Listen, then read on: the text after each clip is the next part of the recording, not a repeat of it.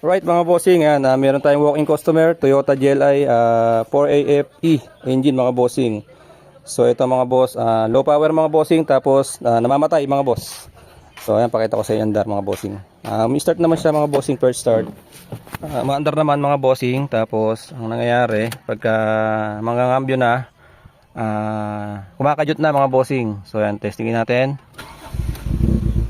Yan. So yan, kung mapakinggan nyo yung palyado, parang umuuga-uga yung makina mga bossing. Ayun, tapos pagka yan, try natin pa-abantihin. Yan. So try natin ibante. May tayo mga bossing na siya, namamatay siya. Ayun. So yan mga bossing, namatay. So yan, check natin ito mga bossing. Linisin na muna natin itong servo, yung ICB niya. Tapos yung distributor mga bossing, i-check natin kung ano yung problema niya. Tapos yung injector mga boss, check na rin natin.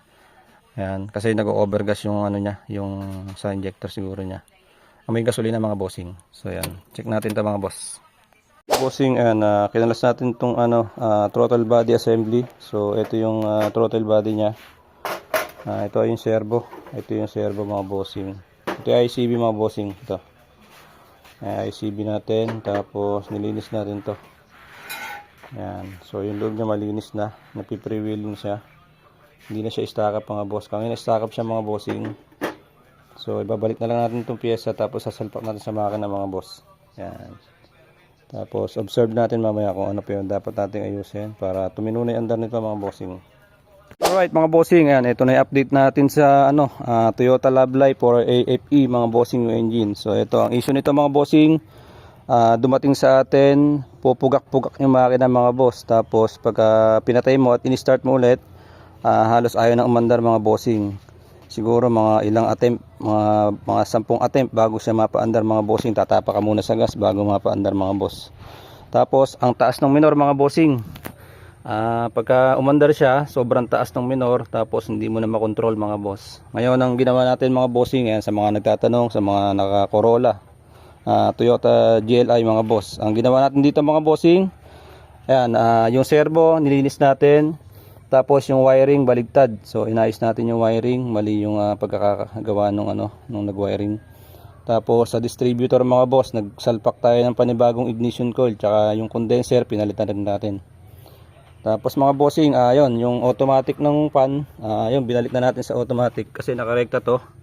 Pagka nandun ka sa loob, isuswitch mo pa para umandar siya. So yun yung ginawa ng electrician mga boss. Ngayon ang ginawa natin, palit tayo ng bagong sensor mga boss. Ayan. So palit tayo ng bagong sensor, tapos inayos natin yung linya mga bossing. Ayan. Nag-automatic na to mga bossing. Tapos dito sa injector mga boss, yung dalawang injector mga bossing, pinagbaliktad lang natin kasi galing daw Shopee to, sabi ng may-ari. So i-request na lang natin to na magpapalit ng SAR Plus mga bossing, yung original, yung hindi galing sa Shopee. Tapos ito mga bossing, yung PCB valve, nagpalit tayo ng bago. Tapos ito pa isa, yung idle up mga bossing. So pinalitan din natin yan kasi dumating sa atin to, walang idle up na nakalagay, naka-bypass yung hose. So yan, pakita ko sa inyo yung andar nito mga boss. Dati pupugak-pugak, tapos napakahirap andar rin mga boss. Yan. So start tayo ng engine mga boss. Yan. Start tayo ng engine. Yan, one click start mga bossing. Yan, one click start tayo mga boss. Tapos maganda na siya magalit mga bossing. Yan, nagsi 7,000 RPM na. So dati hanggang dito lang, halos 4,000, 5,000 RPM lang, sumasagad na. Yan. So yun mga boss, yun o. So para mapatunayan natin mga bossing, test drive natin. Kasi nung tinest drive namin to kahapon, hindi kami umuusad mga boss. Naka third gear lang kami, hindi kami umuusad. So halos umuuga-uga lang kami dito sa loob, habang tumatakbo umuuga yung makina mga bossing. So test drive natin mga boss. Ito yung pan natin. So ayan, di umiikot mga boss. Tapos sumaandar tayo mga bossing. So hintayin lang natin mag automatic yung pan mga bossing.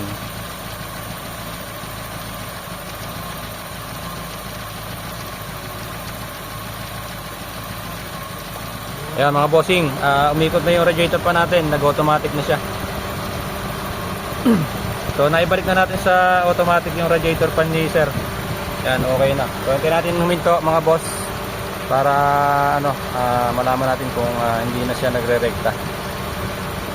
Ayan.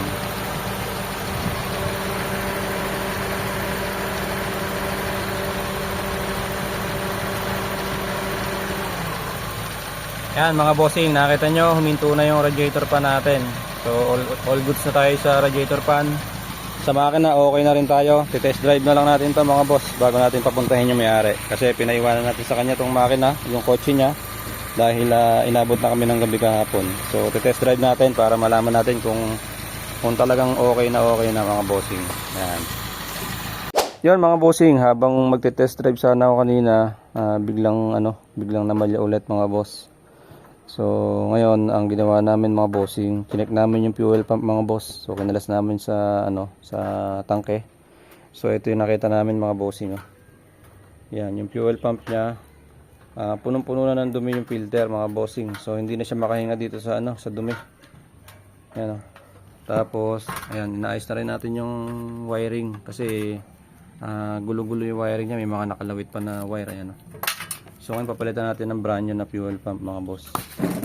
Ayan. Bago natin i-test drive. I-test drive ko na sana kanina mga bossing. Ang problema, ayaw niya magtuloy mga boss. So tapos ito pa isang problema mga bossing. Ayan, puro kalawang yung tangke niya. Ito, puro kalawang mga boss. So ito due to replace to mga bossing.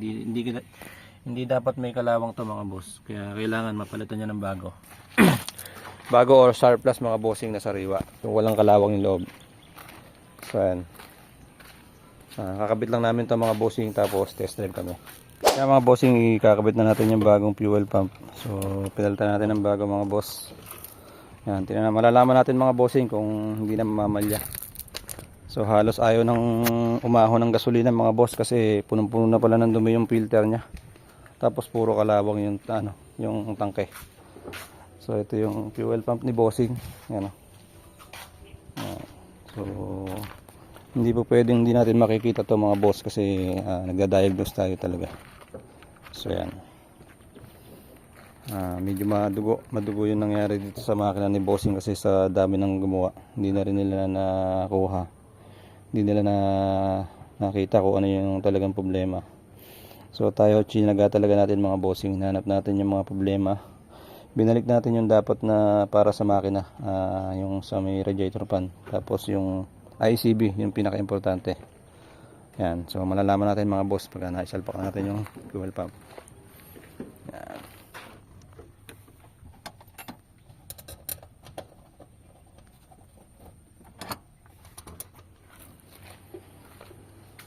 Alright mga bossing, nakikabit na natin yung fuel pump mga boss. So start natin yung engine.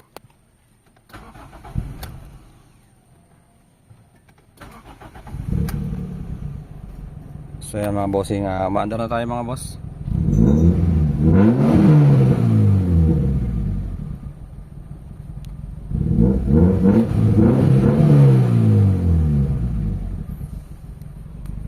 So yan mga bossing, pwede na natin test drive to mga boss. Try natin kung okay na.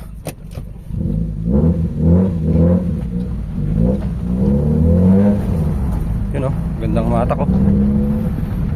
So ito mga boss, testingin na natin talaga to mga boss, bago na yung fuel pump natin. Yan mga bossing, test drive na natin tong Toyota Corolla na GLI mga boss, bossing. So ano to, sobrang palyado to mga boss nung dinala sa atin. So ngayon papakita ko sa inyo kung ano yung ginawa namin kung ano yung resulta nung ginawa natin mga bossing. So ayan, test drive tayo mga boss.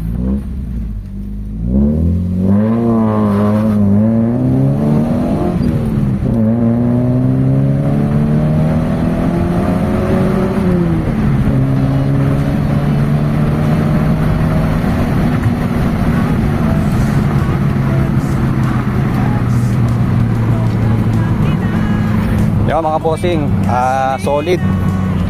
solid yung makina natin ngayon. So wala nang palya.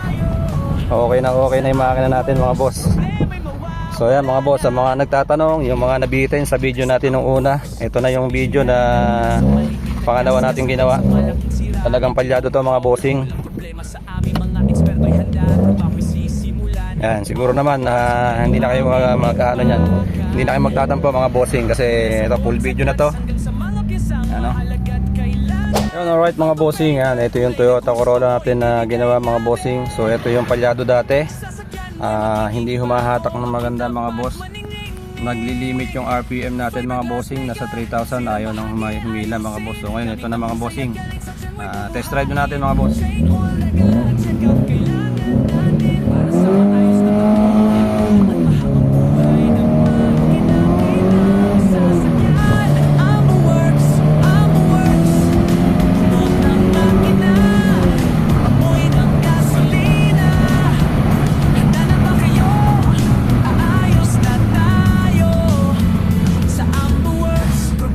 Ayan mga bossing, solid. Ayos na to yung Kojili sir.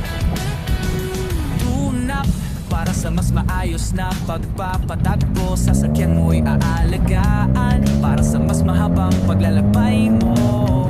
Karer kon init ng araw, di na kailangan pang katakutan. Sa Ambo Works, lamig ay mararamdaman. Scanning, problema'y madaling matukoy sa advanced technology. Ayos agad ang sasakyan mo. Kaya kung may problema sa sasakyan mo, Ambo Works ang solusyon para sa'yo. Ambo Works.